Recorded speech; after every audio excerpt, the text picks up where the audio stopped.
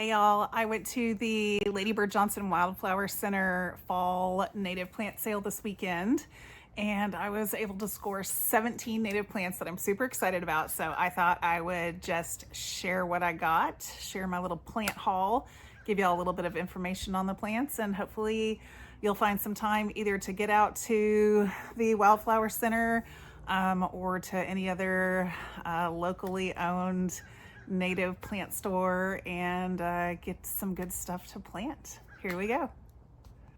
Okay, the first one I'm showing you is a Salvia coccinea, and I was excited because this is a white one and you don't really find these.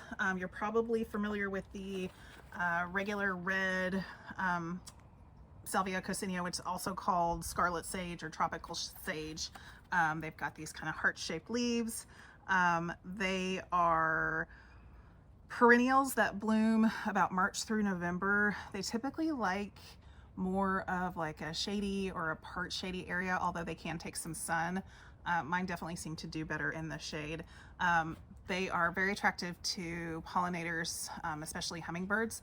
I'm curious if the white is going to be as attractive to them. But these get about 1 to 3 feet tall, a couple feet across, and again, I'm just curious if the white. I have read that the white sometimes will revert to red, so I don't know, we'll see. So this next plant, this is one of the main reasons I went to the Wildflower Center, and that was to get this desert lantana. So I thought I had seen every lantana under the sun, and definitely have lantana urticoides in my garden already, which is the native that I think most people know. It's that like orange and yellow one. But this is the lantana acanthifolia. I'm probably butchering that.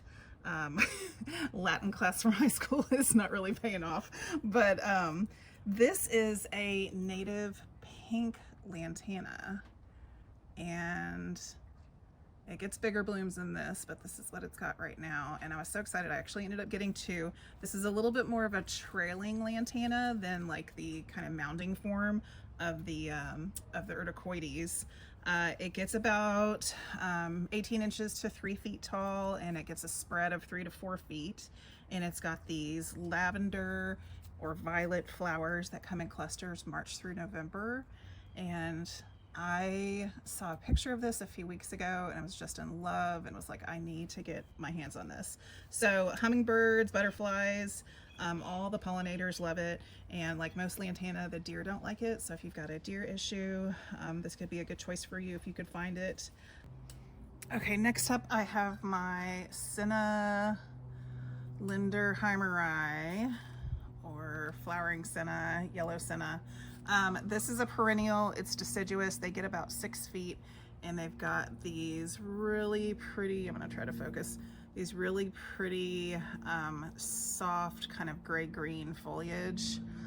It's a little dry. You can tell it's a little droopy. I need to get this in the ground soon.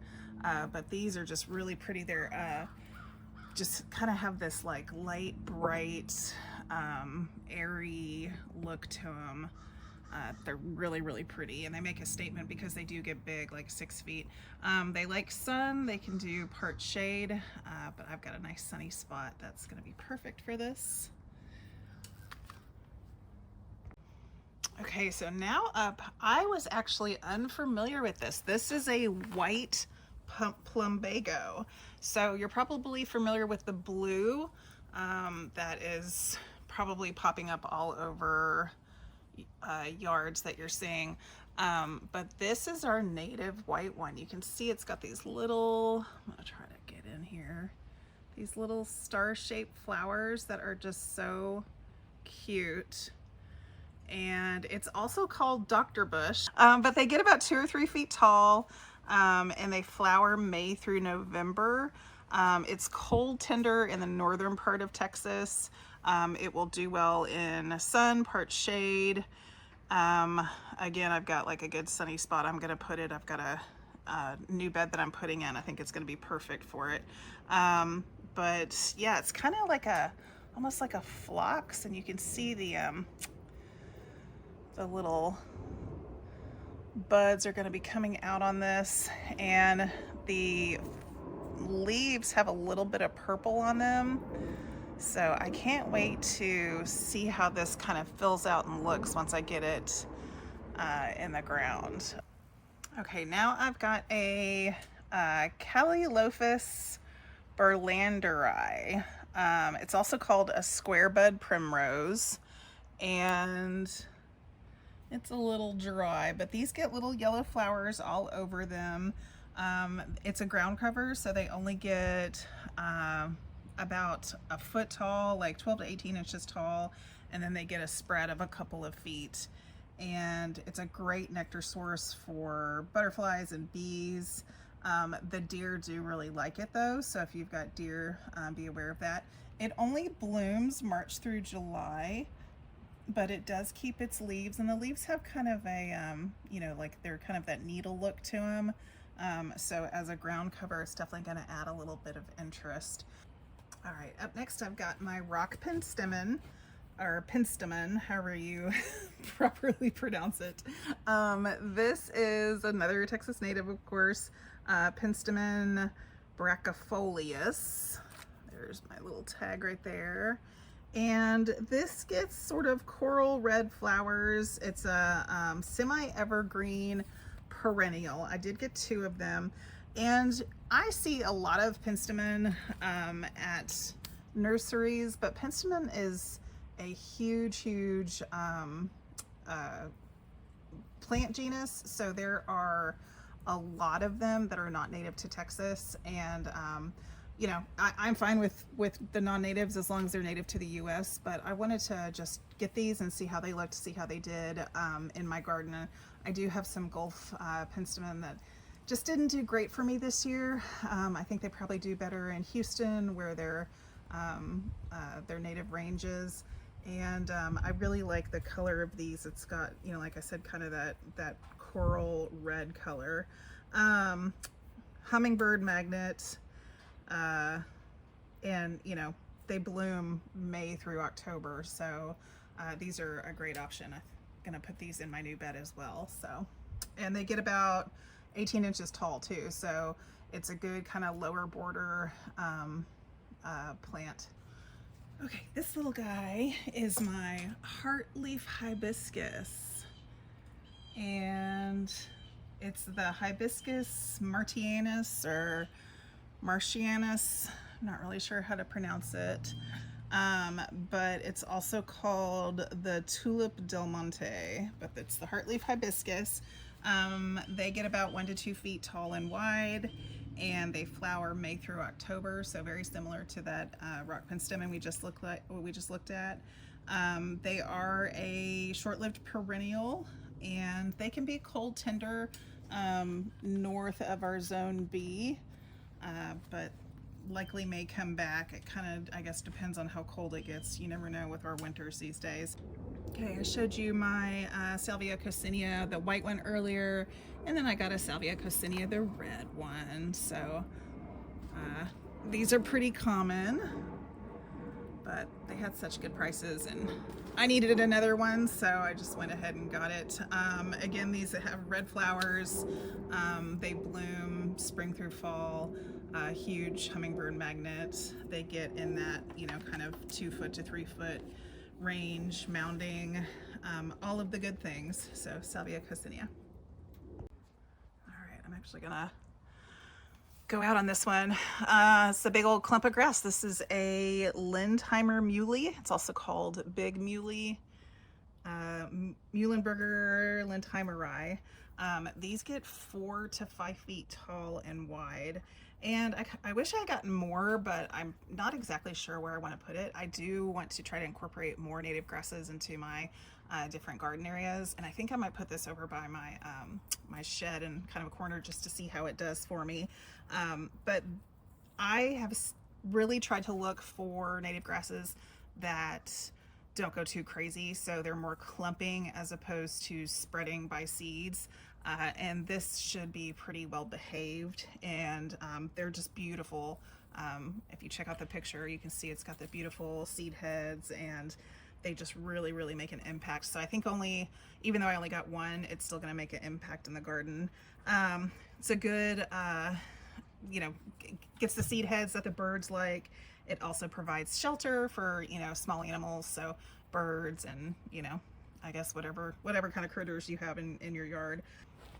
All right, so here I've got my pigeon berry, and it is also called, or the scientific name is Ravenna humilis. They are a ground cover, or they're used kind of as a ground cover. I don't know if it's technically a ground cover, but they get about a foot tall, and they'll get a spread of about 3 feet. I like them because they get just these cute little flowers on them. You can see it's more pink in this one, but they get these little pink flowers on them, and they do well in shade. So I have a specific spot that I want to put them near my, I have kind of a shade garden, and I think they're just going to look really cute there. And, because they're going to be in a shady area, a lot of stuff in the shade doesn't get like really cute flowers. So I think this will look nice there. And they do flower for several months, so about June through October, November. And they also get berries too. So in addition to your butterflies and things, you've also got the birds that are gonna enjoy those berries. And the last thing I got is a pink gaura lindheimeri, and I already have gaura in my yard. I don't really know why I bought this, to be completely honest, but I love gaura. Some people have said they don't like it, which that's wild to me. It's so easy to grow, and it's got this really interesting leaf coloration. So you've got, especially on these pink ones, I also really like the white ones, but you've got these kind of maroon and green, like spiky leaves that show up, kind of the basal rosette, and then of course you get the spiky stems with the flowers that look like little dancing butterflies. I have this all over my yard. I love it. As far as I'm concerned, you can't have enough gaura, so I just grabbed one. They were $3, so do you blame me? All right, guys, I hope you enjoyed seeing my plant haul from the Ladybird Johnson Wildflower Center plant sale. It is going on now through the end of the month. I think October 26th is the last weekend that it's going to be on. I definitely have my work cut out for me. I've got a lot of projects and a lot of things to plant between this sale and the Native Plant Society of Texas is doing a partnership with HEB. So they've got a lot of native plants, but it's planting season here in Texas, so everybody should be busy. I did want to share with you guys a resource that I recently picked up. It is the Native Plant Primer by Andrea DeLong Amaya, and she was the up until recently the director of horticulture at the Ladybird Johnson Wildflower Center. She's still with the Wildflower Center, she's just in a different role. I actually had the opportunity to see her speak recently, but I picked up this book when it was released about 3 or 4 months ago, and it's just a really great resource. She's got all the native plants that you could possibly think of that you would want in your garden, and just good descriptions, light needs and blooming times and all those kind of things. Obviously, you can look up a lot of that information online. It's pretty easy to find, but it's just nice to have it all in one place. And if you're like me, sometimes you just don't want to be on your phone or on your computer, and you want to, sit outside in your garden while you're looking at a gardening book. And this has just been a really, really good option. You can see I've got all my tags in it, things that I either have or I want to eventually buy. That's actually where I heard about the desert lantana was in this book. So I definitely recommend this. I'm going to put a link to it at Amazon. I'm going to put a link to it in my description. So if you are interested in Texas native plants, definitely highly recommend this. So I hope you guys enjoyed looking at my haul today, and I'll check you next time. I've got my garden design video coming up here shortly, so look out for that here in the next couple days. Thanks.